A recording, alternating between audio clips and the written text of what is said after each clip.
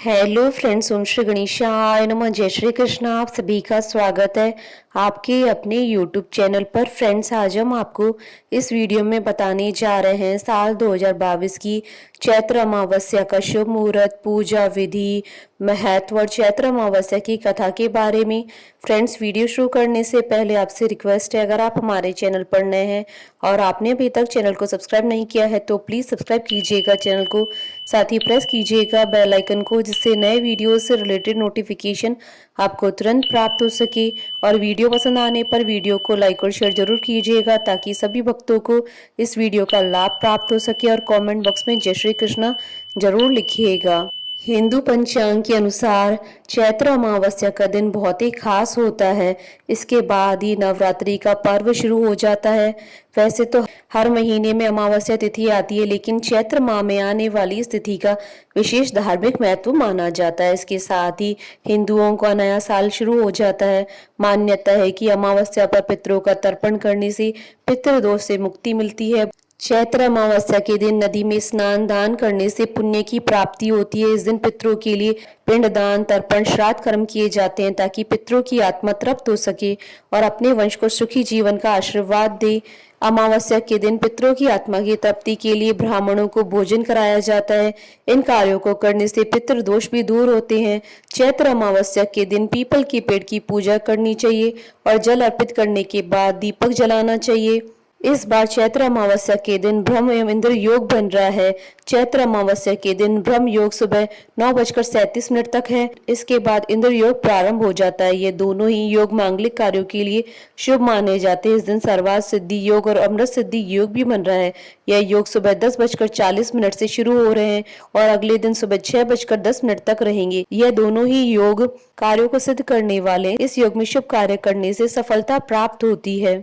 Friends, अब आइए जानते हैं चैत्र अमावस्या की शुभ मुहूर्त के बारे में। हिंदू पंचांग के अनुसार इस बार चैत्र मास की दर्श अमावस्या 31 मार्च 2022 गुरुवार के दिन है और वहीं स्नान दान की अमावस्या 1 अप्रैल 2022 शुक्रवार के दिन है।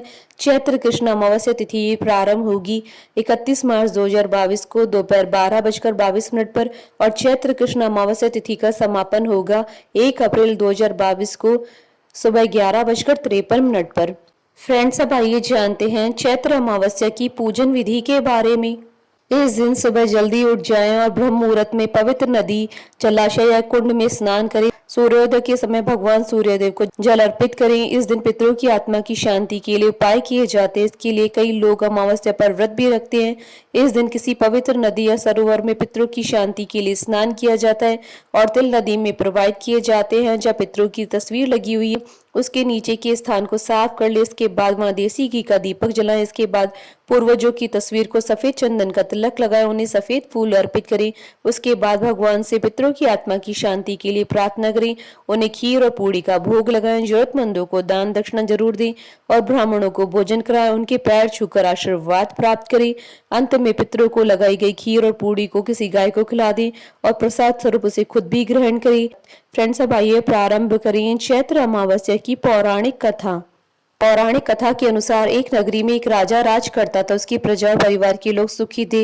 राजा की रानी बहुत ही धार्मिक विचारों वाली थी। राजा के महल के सामने ही एक साहूकार की हवेली थी। राजा और साहूकार की पत्नी में आपस में घनिष्ठ मित्रता थी। एक बार साहूकार की हवेली से उसकी पत्नी की रोने की आवाज आने लगी। इसके बाद रानी ने राजा से इसका कारण पूछा तो राजा ने कहा कि सेठ का पुत्र मर गया है। इस पर रानी ने कहा कि महाराज, दुख क्या होता है जो सेठ की पत्नी रो रही है। इस पर राजा ने कहा कि जब तुम्हारा बेटा मरेगा तो तुम्हें पता चल जाएगा। इसके बाद रानी ने अपने बेटे को महल के नीचे फेंक दिया, लेकिन भगवान की कृपा से वह बच गया।